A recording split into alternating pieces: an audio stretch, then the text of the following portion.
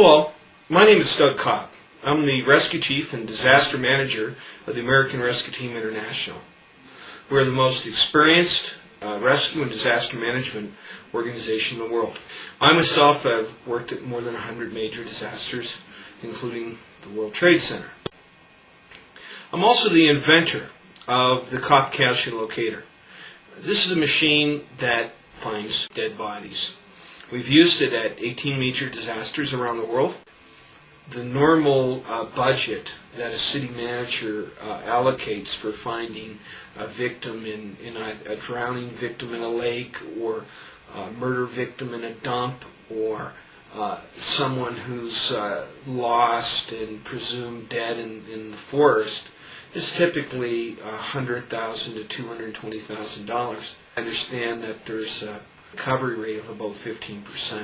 The most time it's ever taken me to find a victim was 45 minutes. The machine has a track record of working all over the world, and you can see it being used at these various disasters, and it works. This machine paid for itself the very first time it's used. Some of our South American team members at Staten Island landfill, which is where all the debris and rubble from the World Trade Center is being disposed of. They were out there with the machine and they found numerous body parts. The World Trade Center, I went out with the New York Police Department, and within 20 minutes it was finding victims. The video clips you're going to see are video clips of the machine actually being used. We used it in the Swiss air crash to find 18 victims in an hour on the bottom of the ocean. Someone who was shot to death in Kosovo 3.5 hours prior to my arrival.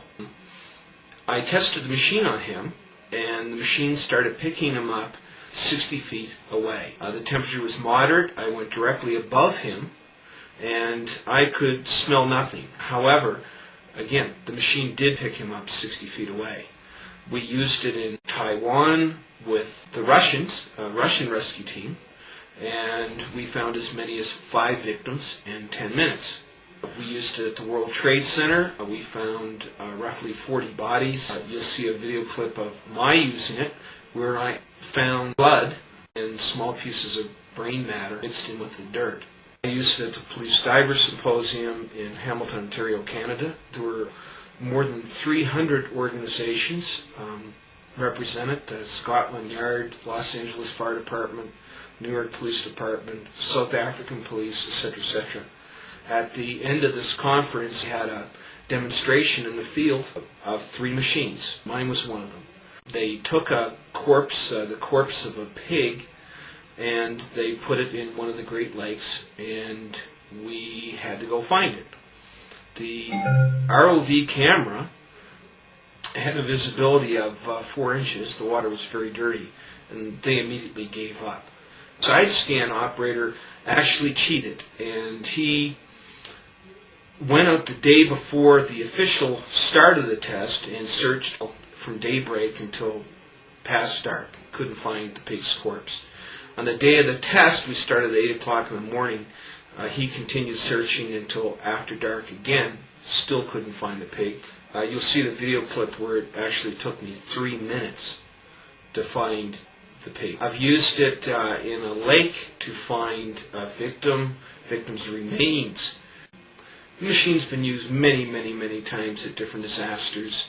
I used the machine in a city dump to find blood that had been absorbed into a burlap bag, and it found the burlap bag with that blood in it. You'll also see film footage from El Salvador, where the bodies are being ripped apart in a landslide / earthquake. We used it to find victims and parts of victims at that disaster. The machine is available for $19,000 each. The machine works. It's very simple to operate.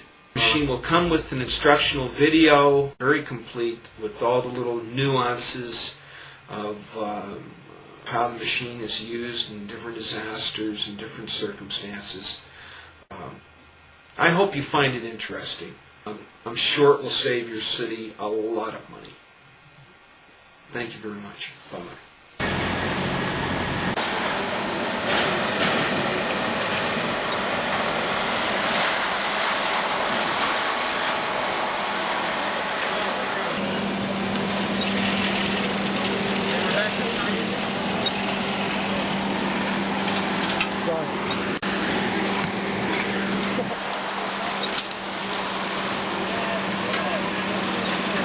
Incredible, huh? Yeah. It's a great gadget. We were using it in a dump a week ago. It kept finding dogs. Oh, sure. What did you like to pick up the carbon, or? It's the gases that are given off when a body decomposes. Okay. It'll detect it as soon as 3 hours after. Really? Well, this wouldn't be 3 hours of the event. No, anytime after. Anytime after 3 hours? Anytime after. It'll detect underwater. Really? And what does a light up? A light?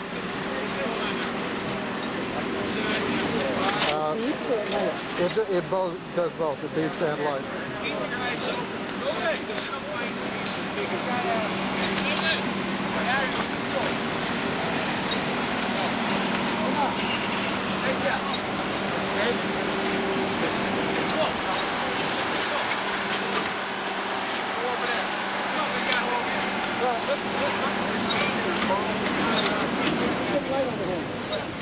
You don't need to find the blood that's in the dirt.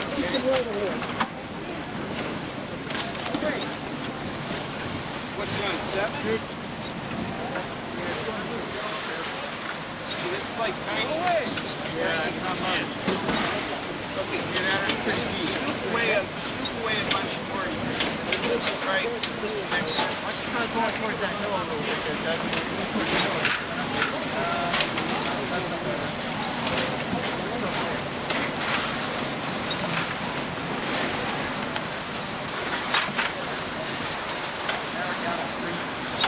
There's nothing around here.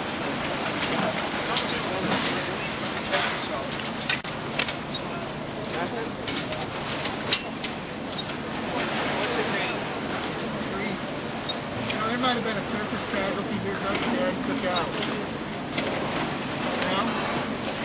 Well,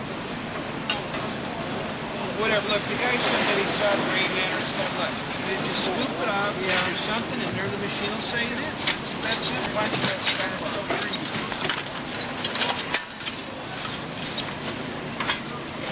Where did we take off?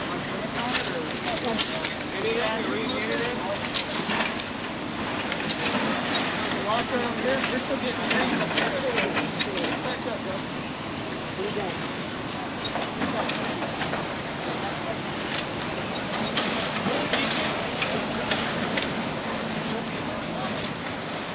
I think that bag actually went to somebody else. Why don't you scoop away a layers? Just shovel away a layer. Shovel?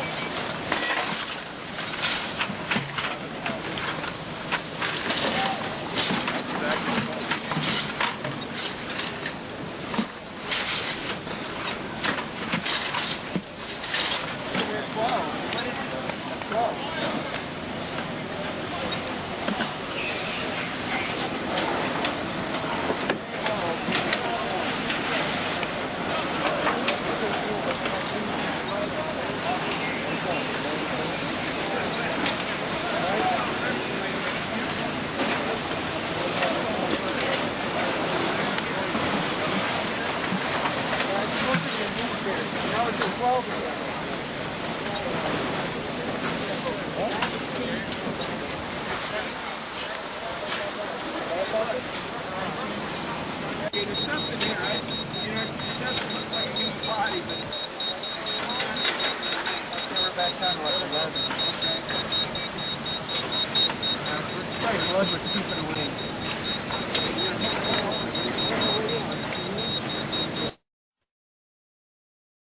My name is Patrick Kelly. I'm a patent lawyer, and I'm a patent attorney for a man named Douglas Cobb.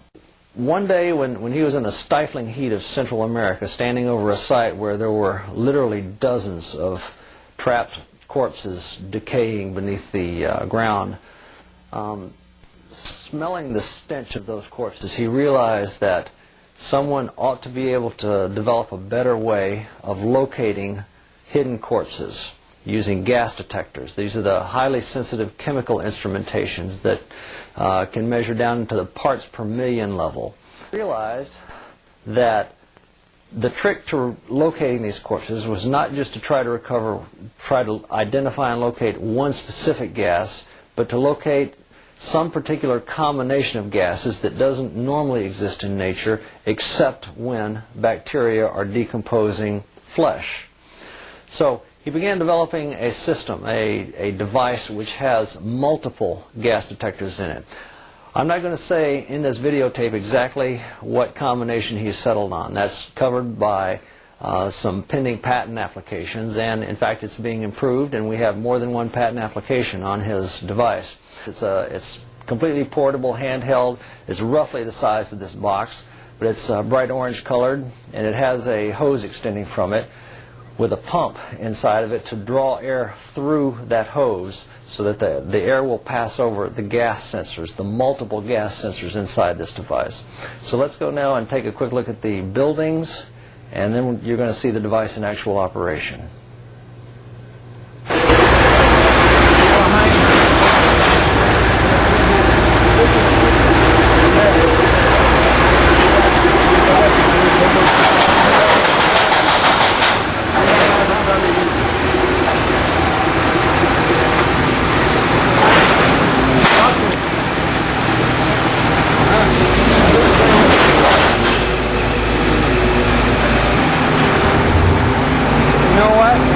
Tell you. Yeah.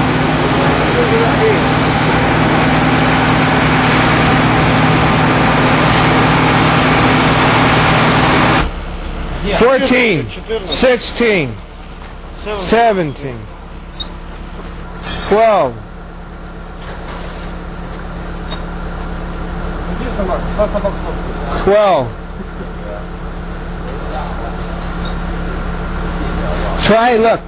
Try in there, up in there. 13, 10, 9, 8, 6, 5, no, keep in there though. 4, 5. It takes time for the air to come through the hose, huh?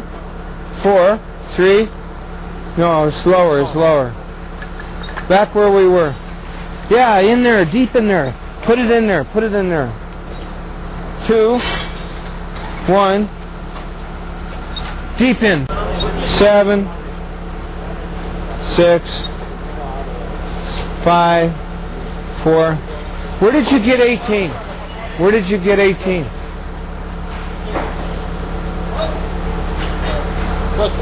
You know you had a reading of 18? Do you understand? You want me to run it? No. What? Oh, don't go. Andre? Yeah, he had a reading of 18. Where did he have the reading of 18? 18? Yeah, 18, very big. But it's in there. Shove in there. 4, 5, 6, 7, 9, 10, 11, 10, in there. That is where the person is. The person is in there. Huh? We have 11. My friend, we have 11. How are you? Douglas, nice to see you. I know your device is very advanced. Everyone like it. It is meant to tell rescue workers where to look or where to dig, which can save a great deal of time, effort, and energy. The device worked absolutely perfectly. It told them where the corpse was that they were looking for in that specific apartment, and it was indeed there, and they pulled it out. It is simply showing a mechanical device for locating where a corpse is when it's hidden. Another comment is, as often happens during these events, it was a multinational rescue team, and the person that was holding the end of the hose did not speak English. He spoke Russian, as it turns out. Even so, it worked absolutely perfectly. It has been used successfully many times in actual field condition. It does indeed work consistently, reliably, and quickly. In a closed, confined environment like that, peak readings of one particular gas in specific can often be used to pinpoint the location of a quartz. The next scene that we're going to show is in an offshore location. It's out in the middle of a lake. That's why having the combination of several different gases all being detected simultaneously is absolutely crucial for location confirmation. In the particular segment you're about to see, it is a challenge type symposium that was put on by a bunch of police investigators who up in Canada who wanted to find out whether this device actually does work. They took a freshly killed pig carcass and took it out on a boat in the middle of a lake and dumped it. And with a global positioning system, they recorded the exact location where they took that pig carcass. And then the challenge for Doug was to go out and see if he could find where that pig was. And it was a pretty big lake. So we're going to show that now. And in case it doesn't come out clearly in the tape, I want to assure you that on 3 separate occasions, he went out and he found that pig carcass every time within a matter of minutes. What we're doing is sitting here with this machine which finds dead people. And what it does is it is actually sensitive to the digestive process of flesh-eating bacteria. A pig is on the bottom of the water. Bacteria are eating on it. Although the water is very cool, okay, and the pig hasn't been there that long, there will still be some bacteria. Every living creature, every animal, whether it's as small as a bacteria or as big as an elephant, has to eat to take in energy that exists. So eats food, and the waste products are liquid, gaseous, and solid. Well, even for bacteria. So the bacteria, this measures the bacteria gases that are a waste product of the digestive process of eating this pig or human being. So we've got a screen here with all the different gases involved in that decomposition process or that digestive process. We've got a reading of 4 parts. Is because directly behind us is half a dozen smokestacks coming from industrial complexes, and it's simply pollution from those smokestacks. Now, once we go above the pig,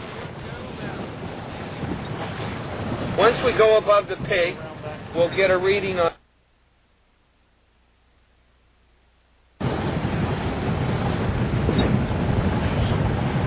We got a 2 part per million,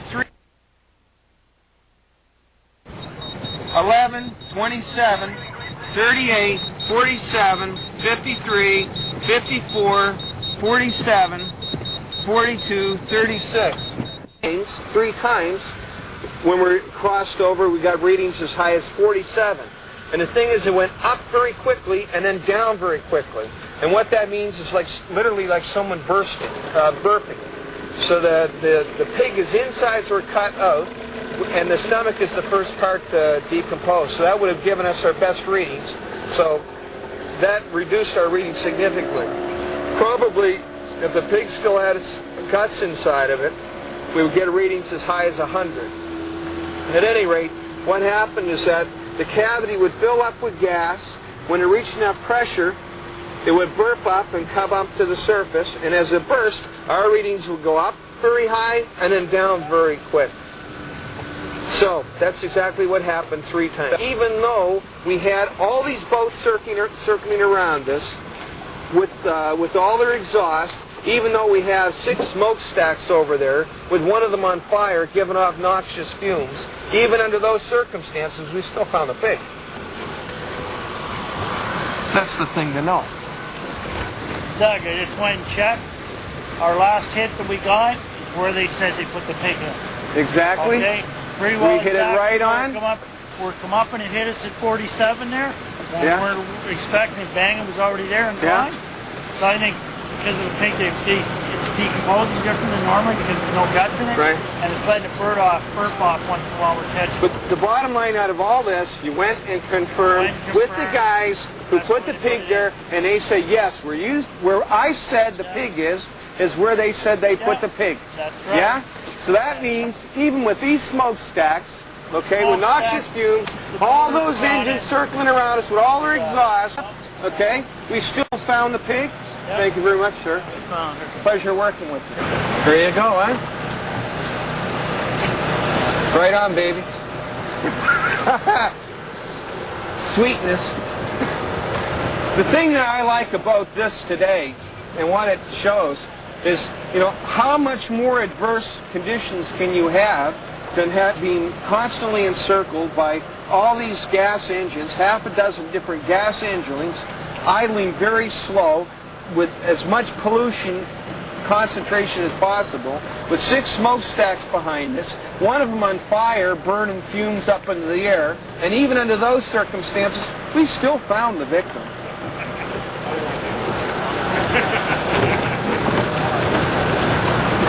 Doug has quite literally found the corpse of a fisherman who was lost more than a year after he drowned. There was nothing left but bones and some dissolved mush, and yet he was able to identify and locate those, and the wife and children of this young man were able to bury him and finally get over the grieving process, get a sense of closure, and go back about the business of living. We are actively and aggressively seeking patent protection, and we will do whatever is necessary to enforce those patent rights.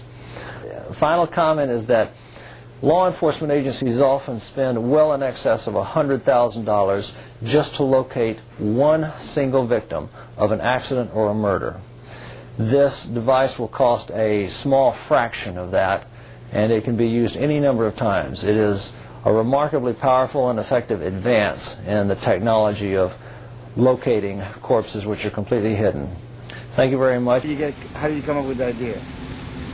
How did I come up with the idea of what? This body sniffing machine. You told me about in Salvador. The first time it occurred to me, the connection between gases from decomposing bodies and locating bodies. I had been around hundreds of dead bodies, but only 1 or 2 at a time.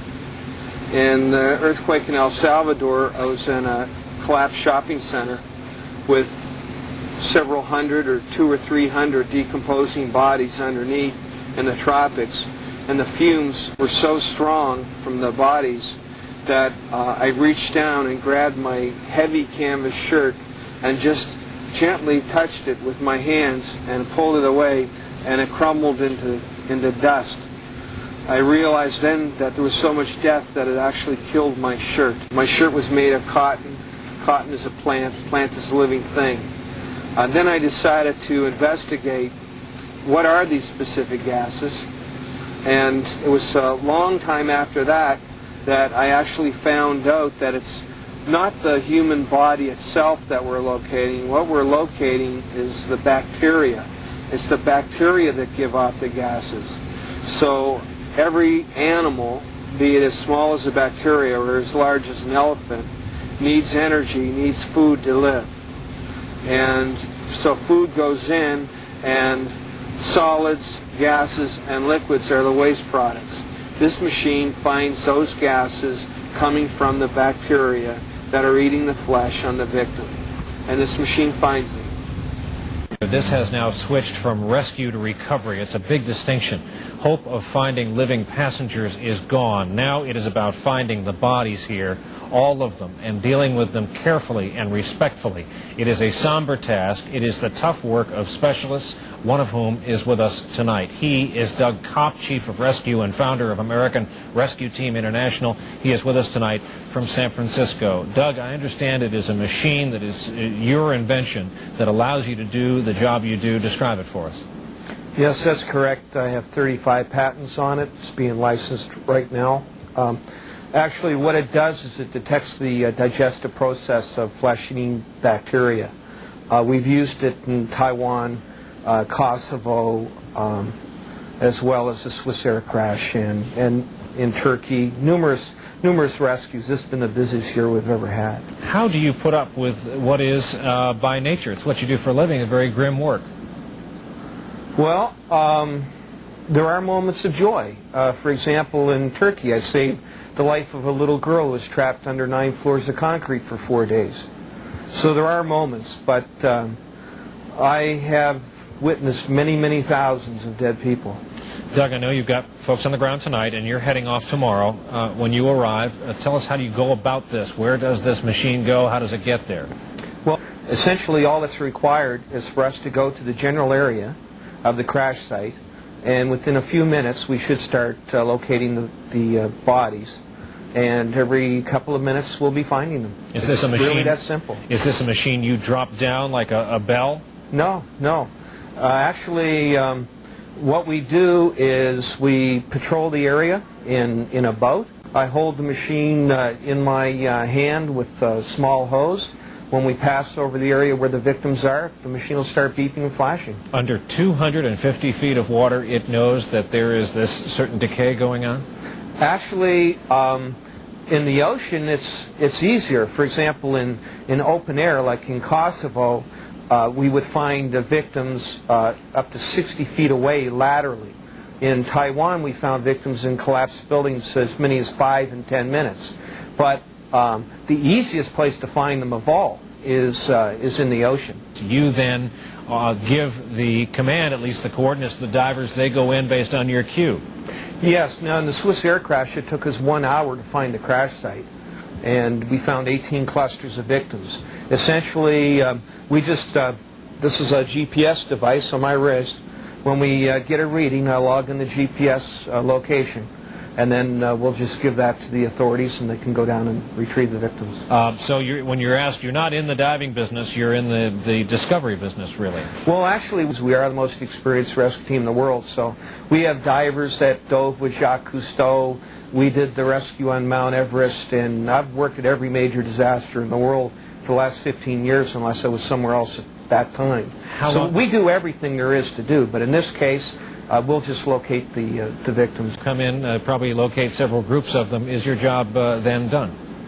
Yes. All we're looking to do is just locate the victims for the families. We focus on people, not black boxes. Mm-hmm. Okay. Doug, thank you. It's a fascinating work you do, grim nature of it, and I thank you for coming on the air with us tonight, Doug Kopp of American Rescue Team International. Sure thing. Thank you, Brian. Much more. Doug, tell me what you think we got here. What I think we have is a dead person, and we have readings in here, we have readings in there, and we have all this fine powdery material here. I think we have an open space coming in from both sides, and I think on the opposite side of this sofa we have a person who is dead. This sofa here right in front of me. Hey Randy, you want to come in and use the machine too? Yeah, when they're ready. I'm not in a hurry. All right. Take a shot up above you too, the corridor of the hole. Behind your head, goes up there to the stairwell, all the way behind. Just turn the camera. You don't even have to. Yeah. It's got enough light, it'll take the picture. Yeah. Big hole, big corridor hole. Yeah. So right now we're upside down. Yeah. The building is upside down. Camera's upside down. Well, either the building's upside down or I'm upside It down. don't make any difference. That just disorients the person watching the TV even more. That begin to understand how crazy this world is. So that's the floor. So the wall down there is the floor. The wall is the floor. And here the floor is the ceiling. Yeah. So in this room, the floor is the ceiling. In that room, the floor is the wall. And in here, it's the bathroom. Why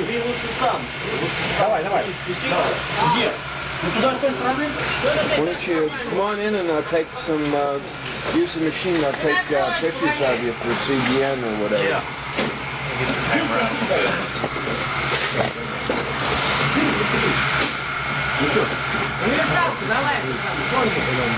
Можно тебя кину в камень? Это будет последнее.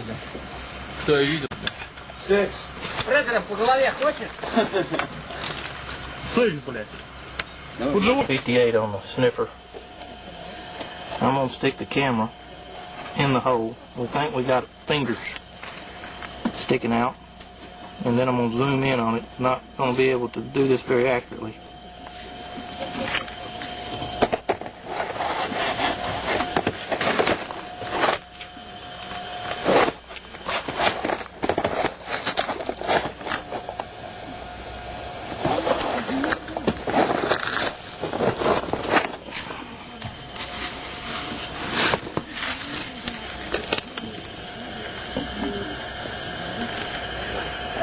Yeah, right here.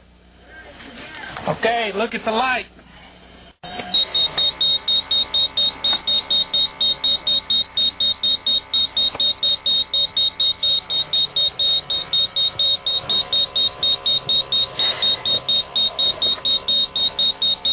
Not getting. Oh, no one. Yeah, it's better. Okay. It's running, it's recording, just look through the IPs. Are you open to record? Yeah, it's working. All you gotta do is point and shoot. We need to get a... Okay, here we go. Is it still focusing? Where's the focus? It's already focused. Oh, it is? Yeah, all you gotta do is point and shoot. Okay. Going up any? Yeah. 33. Yeah, call out the numbers when we go. 35. 36. 37. 38. 39. 40. 41. Stand by 40. Check 40. Check 40. Double check 40. Double check 40. 41. Just get the reading. 40. Down. A new hole. How about that? 32. Up.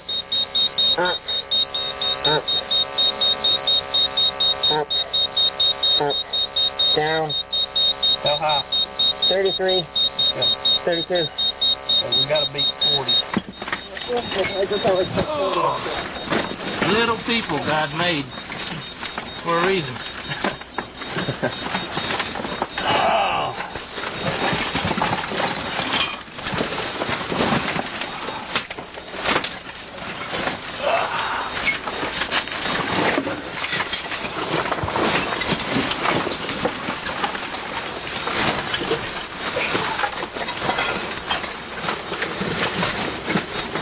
Come on, foot.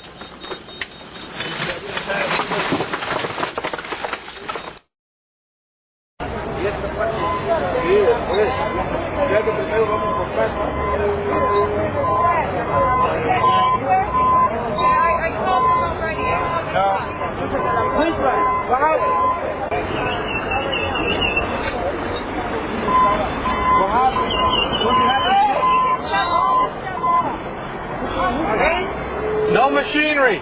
He's going in the hole. Turn off everything. Nobody move.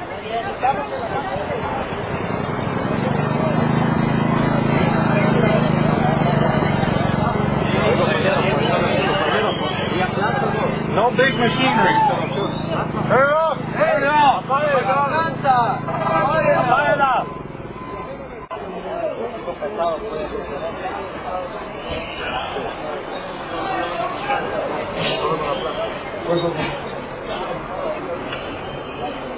Compañero, entre con la lámpara y quiere, si aquí con Manujo, ¿ven? Yeah. I ain't got the helmet camera. He does. Okay, so there's another hole here. There's 50 guys. Okay. Okay. Let's go around the other side. Right behind you. Okay. Okay, we're moving, Brian. That's a foot.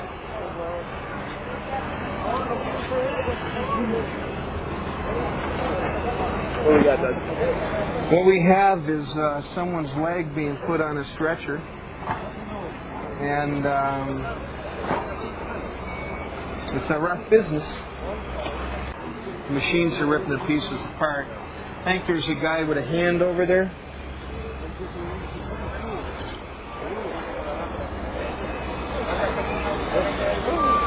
I'm gonna go eat their dinner or rub their eyes. It's amazing like how there's no common sense. There's, a million degrees out here. Well, that's a rough looking leg. You see all the ligaments and everything on it? Einen sogenannten Verwesungsgasdetektor.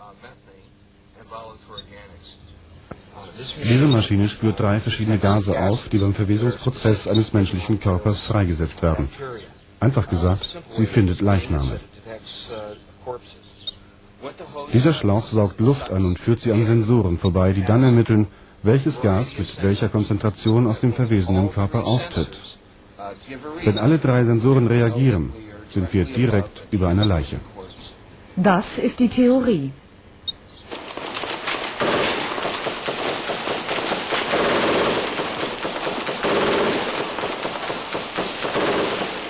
Durchdreht. Keiner weiß, ob der Tod zweier Serben durch deutsche Soldaten vermeidbar gewesen wäre, mit mehr Erfahrung, Routine, Gelassenheit. Doug Cobb fährt nach Prizren. Vor ihm ein Wagen mit einem türkischen Fernsehteam. Keiner weiß, ob die Serben nicht doch Minen in Schlaglöchern oder unter Holzstücken versteckt haben. Noch mindestens 30 Kilometer Niemandsland. Kein NATO-Posten, der einem zumindest halbwegs das Gefühl von Sicherheit geben könnte. Doug Cobb trägt seinen Verwesungsgasdetektor zum Opfer der Schießerei im Autowrack. Das Gerät stellt sich selbst ein. Hier dürften die Verwesungsgase bei 0 liegen. Doug Cobb weiß nicht, ob die Leiche schon nach wenigen Stunden Verwesungsgase abgibt, die das Gerät messen kann. Bisher fand er Opfer, die schon Tage oder Wochen lang tot waren. Das Gerät bestätigt, dass von allen Verwesungen... Hier liegt ein Toter. Das Opfer ist da drin und hier zeigen die Messwerte des Geräts das eindeutig an. Wenn ich jetzt darüber gehe, sinken die Werte wieder auf 0. Sind wir ungefähr 20 Meter vom Fahrzeug weg von den Toten, dann ist es wieder gesunken bis auf 0 und zum Toten hin wieder war ganz klar zu erkennen, dass es wieder ansteigt. Frühestens in 10 Tagen sind die ersten Felder wirklich frei von Minen. Vorher ist auch das Aufspüren von Massengräbern zu gefährlich. Es sei denn, man hat Anhaltspunkte durch Satelliten oder Drohnenaufklärung oder aus der Bevölkerung. Der Rest ist mühevolle Suche.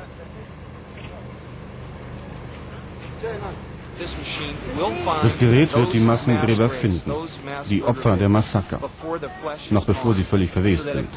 Also können wir Beweise sammeln, die vor Gericht gelten. Wir können die Spuren der Foltern zeigen, durchgeschnittene Kehlen, ausgestochene Augen. Ich will mehr als nur die Knochen, ich will den Beweis.